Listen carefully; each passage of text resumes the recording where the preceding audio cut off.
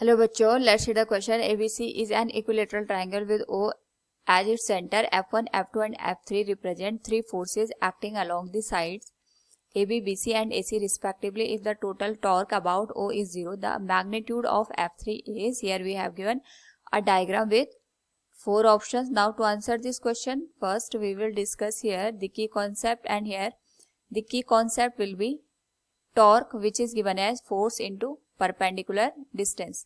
Now हमें यहाँ पे एक और बात ध्यान रखनी है, that is the condition of the equilibrium. Equilibrium की कंडीशन में हमारे पास यहाँ पे सिस्टम पे जितने भी टॉर्क लगते हैं उन सारे टॉर्क का जो सम होता है वो 0 के बराबर होता है. तो क्वेश्चन में हमारे पास यहाँ पे एक इक्विलेटरल ट्रायंगल गिवन है जिसमें यहाँ पे F1, F2 और F3 इसके वर्टिसेस पे तीन फोर्सेज एक्ट कर रहे हैं. This one is given as F1, this one is given as F2 and this one is given as F3. Now यहाँ पे हमें पॉइंट O के करस्पॉन्डिंग जो टॉर्क की वैल्यू है वो 0 दे रखी है.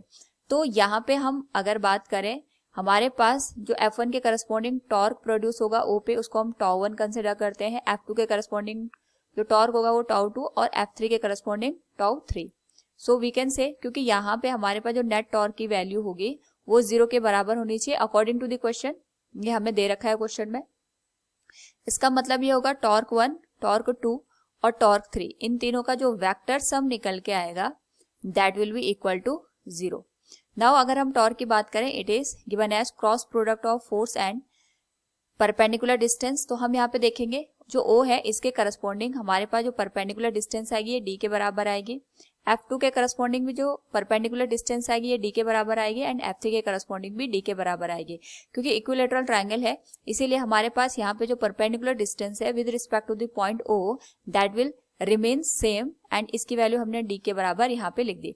तो अगर हम τ1 की बात करें, that is corresponding to the force F1, तो वी नो दैट जो टॉर्क होता है वो हमारे पास यहाँ पे फोर्स और जो गिवन परपेंडिकुलर डिस्टेंस होती है उसके यहाँ पे क्रॉस प्रोडक्ट के बराबर होता है. यानी यहाँ से अगर हम फोर्स को मल्टीप्लाई करेंगे परपेंडिकुलर डिस्टेंस के साथ तो ये हमारे पास यहाँ पे एंटी क्लॉकवाइज डायरेक्शन में टॉर्क की वैल्यू देगा. That will be given as F1 into D.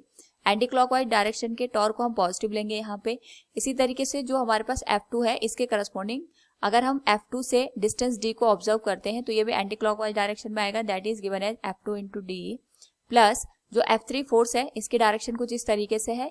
यहाँ से अगर हम डिस्टेंस के करस्पॉन्डिंग वैल्यू को देखेंगे तो ये क्लॉकवाइज आएगा जिसको हम यहाँ पे नेगेटिव वैल्यू के साथ रिप्रेजेंट करेंगे. ये हमने साइन कन्वेंशन के लिए किया है यहाँ पे. एंड तीनों का सम यहाँ पे 0 के बराबर आएगा. That will be given as F1D plus F2D equals F3 into D. D से डी कैंसिल हो जाएंगे. So from here we can write हमारे पास जो F3 की वैल्यू है that will be the sum of F1 and F2. This will be the right answer. So from the given question we can say here the magnitude of F3 is F1 plus F2. Option A will be the right answer. Hope all you understood it. Thank you and best of luck.